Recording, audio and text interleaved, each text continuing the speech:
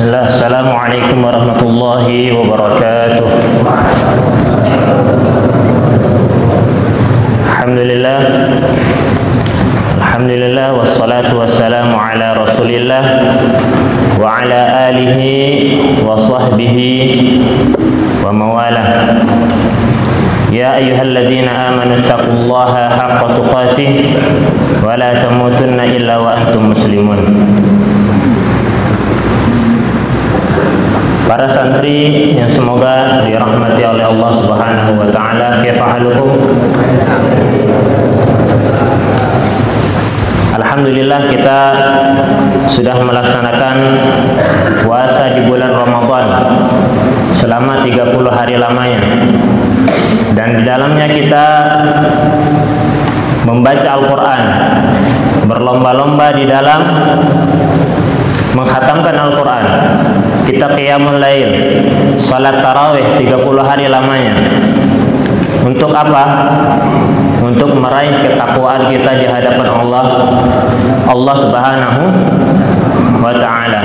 Ya ayyuhalladzina amanu kutiba alaikumus shiyam kama kutiba alal ladzina min qablikum la'allakum tattaqun. Wahai orang-orang yang beriman, telah diwajibkan kepada kamu sekalian berpuasa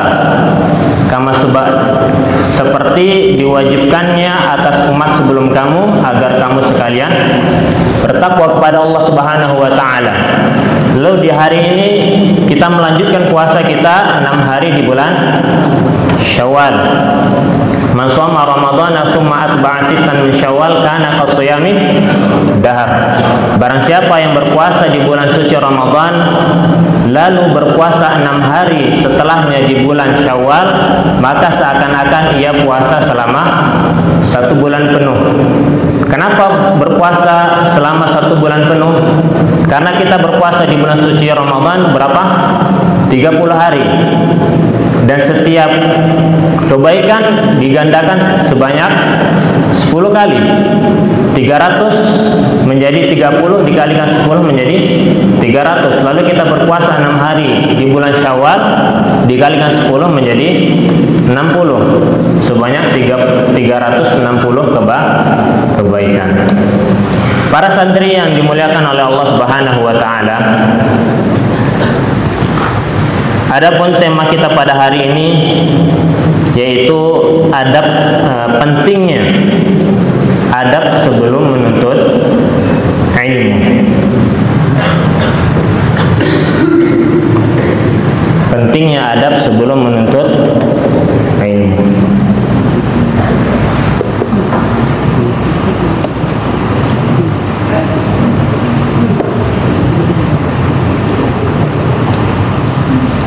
Mungkin kali ini kita tidak lebih dari kajian, akan tetapi lebih terhadap nasihat-nasihat untuk diri kami pribadi dan kepada santri-santri sekalian.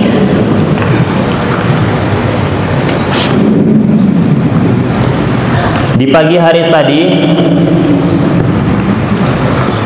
kita dikejutkan oleh sebuah video bagaimana bisa seorang penuntut ilmu berakhlak demikian. Dan ini sangat menyedihkan kami. Bagaimana bisa seorang penuntut ilmu syar'i menghina gurunya?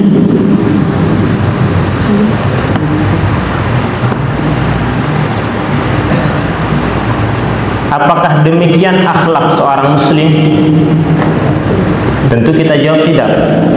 Lalu mengapa bisa demikian? Wallahu a'lam.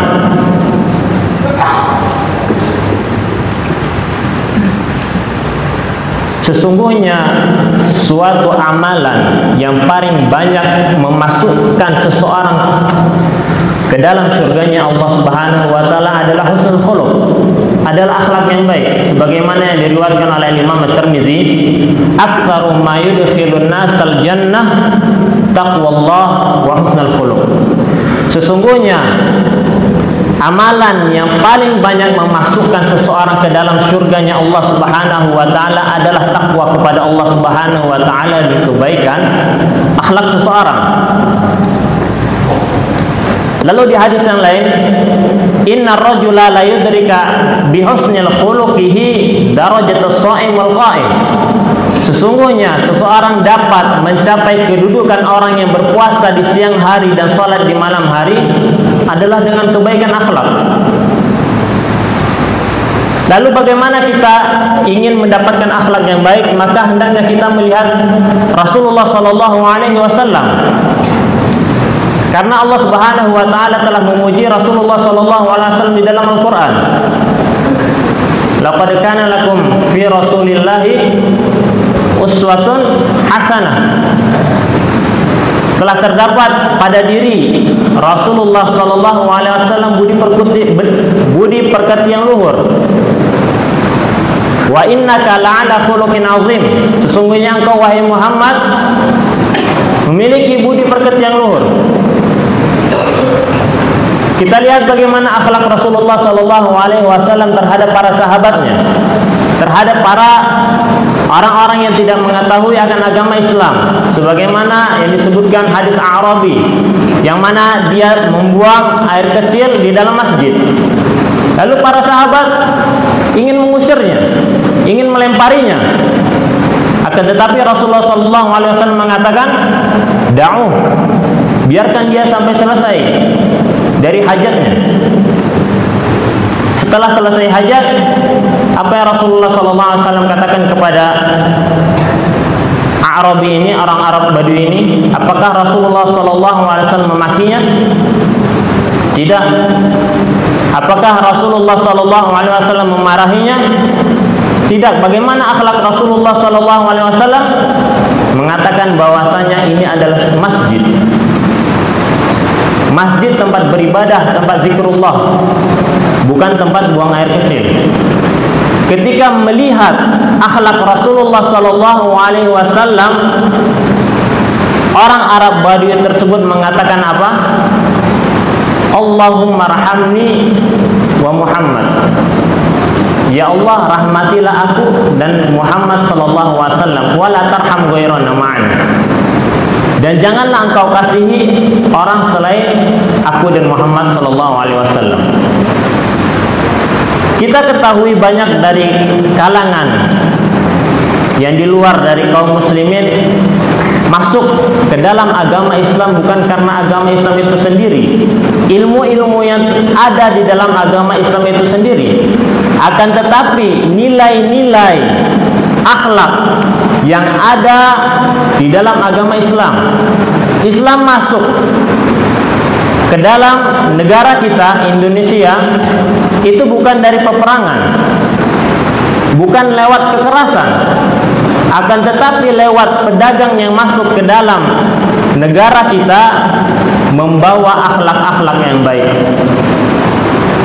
Santri-santri yang dimuliakan oleh Allah Subhanahu wa taala, Rasulullah sallallahu alaihi wasallam berakhlak mulia tidak hanya kepada kaum muslimin, akan tetapi Rasulullah sallallahu alaihi wasallam berakhlak mulia juga kepada kaum kufar. Rasulullah sallallahu alaihi wasallam ketika di Mekah dizalimi, dicaci, dimaki, dilempari, bahkan dipukuli. Ketika Rasulullah salat di depan Ka'bah, lalu datanglah kaum kufar meletakkan kotoran di atas punggung Rasulullah SAW ketika sujud. Akan tetapi ketika hijrah ke Madinah, lalu Rasulullah SAW datang ke Mekah untuk Fathul Makkah, apakah Rasulullah SAW ingin membalaskan dendam yang dulu, yang mana beliau disiksa, dizalimi ketika di Mekah, diusir dari Mekah ke Madinah? Apakah Rasulullah SAW membalas dendam lalu membunuh orang-orang Mekah? Lalu ada seorang sahabat mengatakan, hadza yaumul malhamah, ini adalah hari balas dendam kita. Dulu kita diusir, sekarang kita yang mengusir mereka. Dulu kita dizalimi, sekarang kita yang akan membalas. Apa kata Rasulullah SAW ketika mendengar perkataan tersebut? Hadza yaumul marhamah. Sesungguhnya hari ini adalah hari belas kasih, bukan hari balas dendam. Antum lihat bagaimana akhlak Rasulullah SAW terhadap orang yang menzalimi dia, terhadap orang kufar. Bukan hanya terhadap kaum muslimin beliau berakhlak. Datang segerombolan kaum Yahudi kepada Rasulullah SAW. Ketika itu beliau bersama istri beliau, Aisyah radhiyallahu taala anha. Lalu dikatakan oleh orang Yahudi ini, Assalamu alayka ya Muhammad. Assam, ini bukan salam. Ini adalah doa kematian. Matilah engkau wahai Muhammad. Mendengar perkataan tersebut, Aisyah radhiyallahu taala anha mengatakan apa? Wa alaikasam wa la'nah. Matilah kau juga dan kepada engkau lah laknat. Mendengar perkataan Aisyah, apakah Rasulullah SAW menyetujui perkataan Aisyah? Apakah Rasulullah SAW mengatakan kepada Aisyah, bagus wahai Aisyah? Tidak. Rasulullah SAW mengatakan kepada Aisyah, mahlan ya Aisyah, tenang wahai Aisyah. Innallaha yuhibbur rifqa fi amri kulli. Sesungguhnya Allah Subhanahu wa taala menyukai kelembutan di setiap perkara. Aisyah mendengar perkataan Rasulullah SAW marah. Amat tasma' ya Rasulullah. Apakah engkau tidak dengar perkataan dia wahai Rasulullah, telah mendoakan kematian kepada engkau? Apa kata Rasulullah? Saya sudah menjawab. Apa beliau jawab? Wa alaika. Kamu juga. Lihat bagaimana perkataan Rasulullah SAW, akhlak beliau terhadap orang yang mencaci beliau, menzalimi beliau. Akan tetapi beliau tetap berakhlak karimah. Bahkan Aisyah mengatakan bahwasanya akhlak Rasulullah SAW kana khuluquhu Al-Quran. Akhlak Rasulullah SAW adalah akhlak Al-Quran, Al-Quran yang berjalan. Akhlak beliau tidak hanya terhadap kaum muslimin, tidak hanya terhadap kaum kufar, tidak hanya terhadap manusia, bahkan terhadap hewan sekalipun. Rasulullah SAW mengatakan, "Idza qataltum fa ahsinu al-qitlah, wa idza dzabhtum fa ahsinu al-dzibha." Apabila kalian membunuh, maka hendaklah membunuh dengan yang baik, dengan cara yang baik. Ketika kita di dalam peperangan melawan kaum kufar, kita dilarang memotong-motong kaum kufar, dimutilasi. Kita dilarang menzalimi ketika kita di dalam peperangan. Bunuh-bunuhlah. Akan tetapi tidak boleh kita menyakiti dengan membunuhnya secara perlahan. Tidak boleh membunuh wanita, tidak boleh membunuh anak kecil, tidak boleh membunuh orang tua. Lihat bagaimana akhlak Islam, akhlak Rasulullah SAW. Bahkan di dalam peperangan sekalipun, tidak boleh menghancurkan bangunan-bangunan, tidak boleh menebang pepohonan. Wa idza dzabhtum fa ahsinu dzibha. Apabila kalian ingin menyembelih seekor binatang, maka hendaklah menyembelihnya dengan cara yang bagus. Dengan apa? Dengan memakai benda yang tajam. Harus benar-benar yakin bahwasanya pisau yang dia pakai adalah pisau yang tajam. Jangan sampai pisau yang tumpul. Apalagi membunuhnya dengan benda yang tumpul, dengan batu misalnya. Maka sembelihannya tidak sah. Hewan tersebut menjadi bangkai. Akhlak beliau tidak hanya terhadap manusia, bahkan terhadap binatang sekalipun. Rasulullah SAW mengatakan apa? La yabulanna ahadukum fil hufrah. Tidaklah dan janganlah sekalian buang air kecil. Di mana? Di dalam lubang. Kenapa? Karena bisa jadi yang tinggal di dalam lubang tersebut adalah hewan. semut misalnya. Ketika seseorang buang air kecil ke dalam lubang, maka semut tersebut akan tersakiti. Atau ada jin di dalamnya, sehingga jin tersebut dapat menyakiti antum. Maka dilarang seorang muslim buang air kecil ke dalam lubang. Lihat bagaimana akhlak Rasulullah SAW terhadap seorang manusia, kaum muslimin, kaum kufar, bahkan terhadap binatang sekalipun. Lantas bagaimana kita sebagai seorang penuntut ilmu? Sudahkah kita berakhlak dengan akhlak karimah? Sudahkah kita beradab dengan adab yang baik? Sudahkah kita beradab terhadap guru-guru kita, terhadap orang tua kita, terhadap buku-buku kita? Sudahkah kita berakhlak-akhlak yang demikian? Padahal adab itu selalu dinomorsatukan daripada ilmu, sebagaimana dikatakan oleh Imam Ibnu Mubarak. Beliau mengatakan talabtul adaba 20 salasina sanah. Aku mempelajari adab berapa lama? 30 tahun namanya. Wa talabtul ilma 20 sanah. Aku mempelajari ilmu 20 tahun. Mempelajari adab itu lebih penting daripada seseorang itu mempelajari ilmu. Mengapa? Karena ketika seseorang mempelajari adab lalu mempraktekkan adab tersebut, maka ketika dia menuntut ilmu, Allah Subhanahu wa taala akan memberikan kemudahan, kefahaman baginya ketika menuntut ilmu. Dan Allah Subhanahu wa taala akan memberkahi ilmu-ilmunya. Lalu bagaimana kita mengetahui ilmu kita ini berkah? Diberkahi oleh Allah Subhanahu wa taala. Antum lihat diri antum. Ketika Allah Subhanahu wa taala memberikan keberkahan di dalam ilmu yang telah kita pelajari, Allah Subhanahu wa taala akan memudahkan kita di dalam mempraktekkan ilmu tersebut.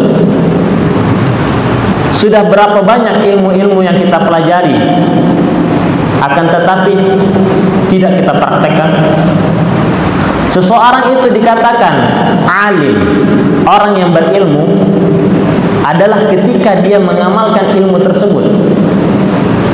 Akan tetapi ketika dia mempelajari ilmu, lalu dia tidak mempraktekkan ilmunya, maka tersebut orang itu adalah seorang yang jahil. Seseorang mempelajari misalnya racun, macam-macam racun. Racun ini bahaya, yang ini sangat bahaya, yang ini ciri-cirinya seperti ini. Tahu dia semua jenis racun. Akan tetapi ketika di hadapannya sebotol air minum, di dalamnya ada racun, dia tahu ada racun. Dan dia tahu sifat-sifat racun di dalam air minum tersebut. Lalu dia minum air tersebut. Apakah kita katakan dia seorang yang berilmu? Tidak. Dia adalah seorang yang jahil. Dia sudah tahu ilmunya, akan tetapi dia tidak mempraktekkan ilmunya.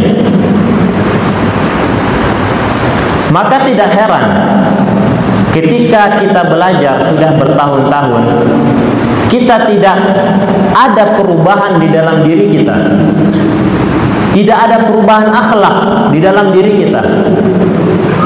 Kata-kata kita masih kasar, masih sering memaki, masih sering mencaci temannya, masih sering membentak orang tuanya, membantah orang tuanya. Maka ketahuilah sesungguhnya dia belum mempelajari adab sebelum menuntut ilmu. Allah Subhanahu wa taala tidak memberikan keberkahan di dalam ilmunya, sehingga bertahun-tahun lamanya pun dia menuntut ilmu, ketika ia tidak mempelajari adab, maka tidak ada keberkahan di dalam ilmunya. Imam Malik rahimahullah ta'ala telah memerintahkan kita agar mempelajari adab sebelum ilmu. ta'allamal adab qabla al-'ilm. Pelajarilah adab terlebih dahulu sebelum mempelajari ilmu. Bahkan para ulama terdahulu lebih mementingkan adab seorang ulama daripada ilmu yang dimiliki ulama tersebut. Al-Imam Ahmad ketika menyampaikan sebuah muhadarah, yang hadir di muhadarah beliau berapa? 5.000 lebih. Dan di zaman dahulu tidak ada yang namanya pengeras suara. Bagaimana ketika Imam Ahmad menyampaikan suatu ilmu, orang yang di ujung akan dengar? Tidak akan dengar. Lalu mengapa orang tersebut mau hadir di muhadarah tersebut? Mereka hanya ingin melihat adab dari Imam Ahmad. Yang menulis berapa? Ratusan orang. Dan yang lain, yang di belakang, tidak mendengar ilmu yang disampaikan oleh Imam Ahmad. Akan tetapi mereka ingin melihat bagaimana adab seorang Imam Ahmad. Bahkan Imam Ibnu Mubarak mengatakan, aku tidak sedih ketika aku terlewat muhadarah seorang ulama yang terkenal ilmunya. Akan tetapi aku sedih ketika melewati sebuah muhadarah seorang ulama yang terkenal adabnya. Imam Ibnu Mubarak.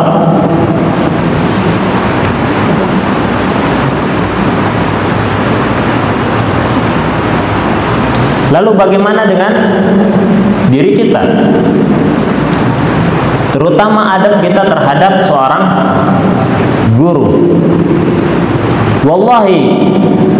Wallahi billahi tallahi, ketika antum tidak beradab terhadap guru antum, terhadap ustadz antum, terhadap syekh antum, wallahi antum tidak akan menjadi seorang alim.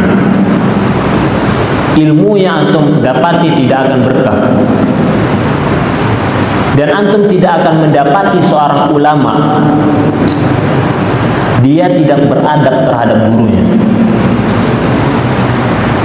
Banyak kisah-kisah seorang yang tidak beradab kepada gurunya terakhir tidak menjadi apa-apa. Contoh, di Yaman ada seorang penjual arang. Dia penjual arang. Padahal dulunya dia adalah seorang penuntut ilmu. Bahkan syekhnya selalu memuji dia. Akan tetapi ketika dia telah mencapai darajat ilmu, dia sombong, lalu merendahkan gurunya. Lalu ketika itu apa? Dia ingin menyampaikan suatu ilmu tidak bisa. Didoakan oleh gurunya. Dan jangan sampai antum seperti itu. Tidak ada seorang penuntut ilmu yang berhasil ketika dia tidak beradab kepada gurunya.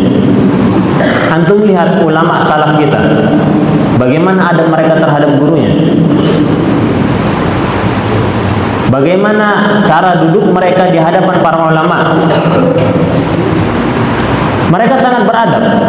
Tahu bahwasanya ketika dia beradab kepada gurunya, bukan dia ingin menyanjung-nyanjungi gurunya, tidak.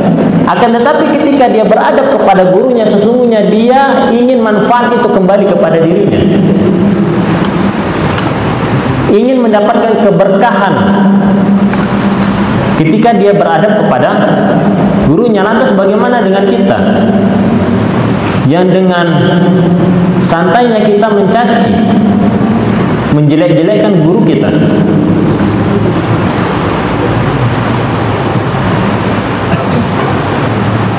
Kita sudah tahu bahwasanya riba, cacian, makian itu tidak boleh sama siapapun itu. Dan bagaimana hal tersebut antum lontarkan kepada guru antum? Antum menggibahi ustaz antum. Bagaimana dosanya? Lantas bagaimana, mengapa antum tetap menuntut ilmu dari beliau, sedangkan antum menjelek-jelekkan beliau?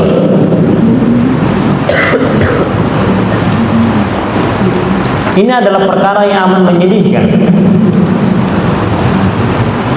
Kalaulah antum seorang penuntut ilmu yang hakiki, antum akan tahu bagaimana adab itu. Apalagi adab terhadap seorang guru. Al-Imam Ahmad mengatakan, innal luhumal ulama masmumah. Sesungguhnya daging seorang ulama itu beracun. Apa maksud dari beracun? Ketika antum menggibahi ulama tersebut, seakan-akan antum memakan dagingnya. Fa in syammaha maridun. Apabila engkau menciumnya saja engkau akan sakit. Wa in akalaha mata. Apabila engkau memakannya maka engkau akan mati.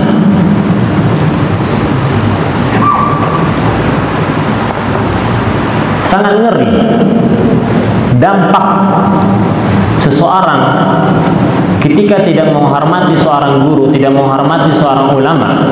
Itu bukan seorang guru itu ingin mendapatkan kehormatan dari antum sekalian, bukan.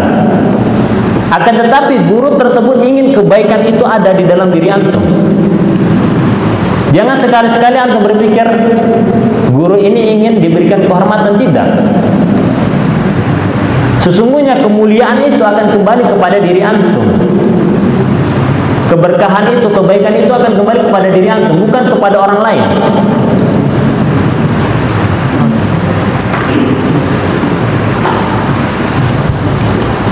Al-Imam Ibnu Qayyim rahimahullah ta'ala mengatakan, adabul mar'i unwanu sa'adatihi wa falahihi. Sesungguhnya tanda kebahagiaan, kesuksesan seorang adalah adab. Wa qillatu adabihi unwanu saqawatihi wa bawarihi. Sesungguhnya kurangnya adab seseorang adalah tanda akan kesedihan dia dan tanda akan kehancuran dia.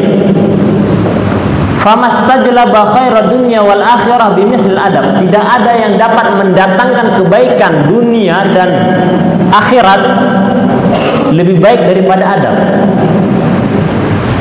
Walastajlaba hirmanuhu bimithli qillatil adab. Dan tidak ada yang dapat mendatangkan, yang melarang kebaikan dunia dan akhirat, melainkan tidaknya ada adab seseorang.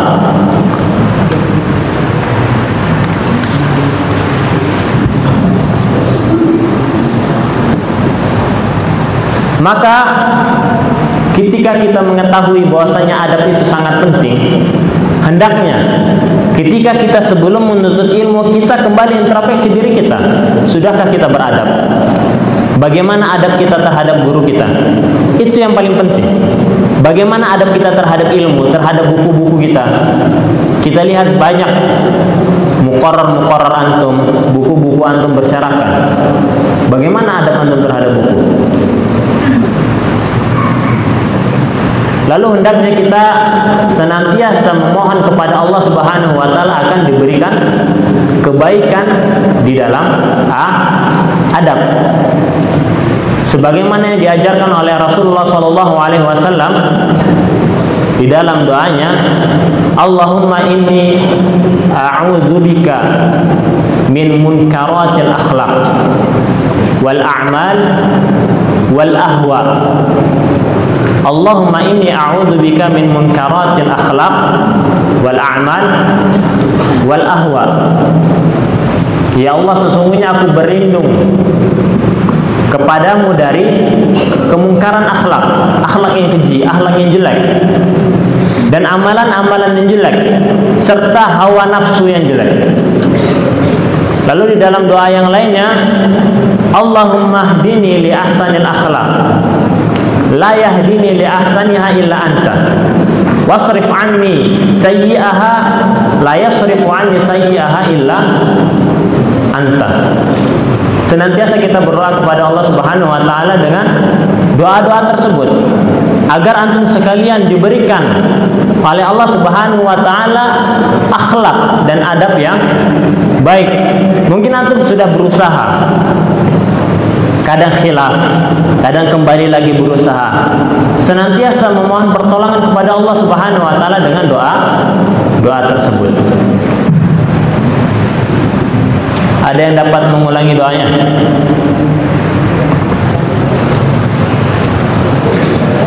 Yang dapat mengulangi doanya dapat hadiah.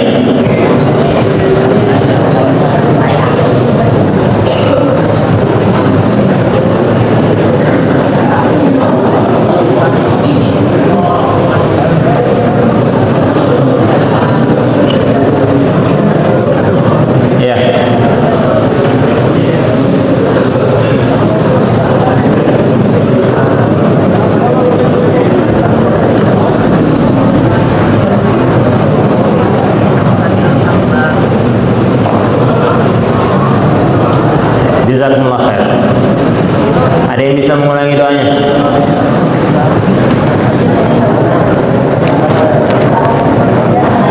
Allahumma inni a'udzubika min munkaratil akhlaq wal a'mal wal ahwa. Allahumma hdini li ahsanil akhlaq la yahdini li ahsaniha illa anta. Wasrif 'anni sayyi'aha la yasrif 'anni sayyi'aha illa anta. Ada yang bisa mengulangi doanya?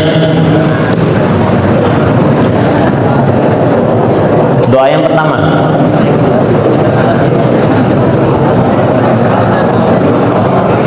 No.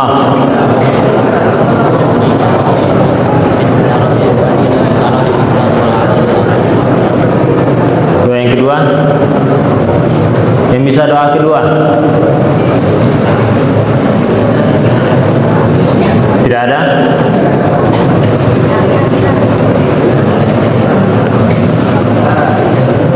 Baik.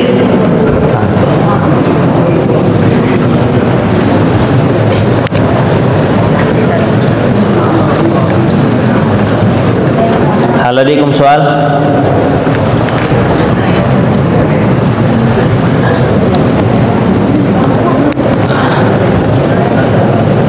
Allahumma inni a'udzubika min munkaratil akhlaq wal a'mal wal ahwa. Allahumma hdini li ahsanil akhlaq la yahdini li ahsaniha illa anta wasrif 'anni sayyi'aha la yasrif 'anni sayyi'aha illa anta.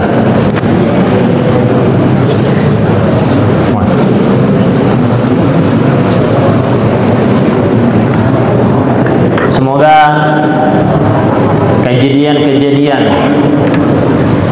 yang telah disebutkan tidak terulang kembali dari antum sekalian, dan hendaknya lah kita senantiasa beradab, berakhlak dengan akhlakul karimah, karena sesungguhnya itu adalah tujuan dari antum menuntut ilmu. Tujuan antum menuntut ilmu bukan ingin mendapatkan nilai yang tinggi, ingin mendapatkan ijazah, ingin mendapatkan rapot yang baik, ingin lulus di suatu universitas. Akan tetapi kesuksesan antum ketika menuntut ilmu adalah perbaikan diri antum sendiri, yang mana diri antum tidak baik secara akhlak. Ketika sesudah menuntut ilmu, akhlak antum lebih baik. Itu adalah sesungguhnya tujuan menuntut ilmu, bukan yang lain. Apa gunanya antum mendapatkan nilai yang tinggi ketika di ujian, akan tetapi lisan antum masih menjelek-jelekkan teman antum, lisan antum masih menggibahi ustaz antum? Apa gunanya? Apa gunanya antum di dunia mendapatkan nilai yang tinggi, akan tetapi di akhirat nanti tidak lulus di hadapan Allah Subhanahu wa taala? Padahal sesungguhnya kehidupan yang kekal abadi di mana? Di akhirat. Seseorang boleh tidak lulus di dunia, boleh. Akan tetapi ketika di akhirat tidak lulus, maka tidak ada kesempatan kedua. Maka ini harus diperhatikan. Adab seorang menuntut ilmu itu sangat penting. Apalagi adab terhadap seorang guru. Keberkahan ilmu itu akan antum dapatkan ketika antum memiliki adab terhadap seorang guru. Dan adab antum terhadap seorang guru itu sesungguhnya kembali kepada diri antum sendiri. Kita tutup dengan doa kafaratul majelis. Subhanakallahumma bihamdika asyhadu an la ilaha illa anta sallallahu wa sallim ala nabiyyina Muhammad wa ala alihi wa sahbihi wa barik wa sallim. Assalamualaikum warahmatullahi wabarakatuh.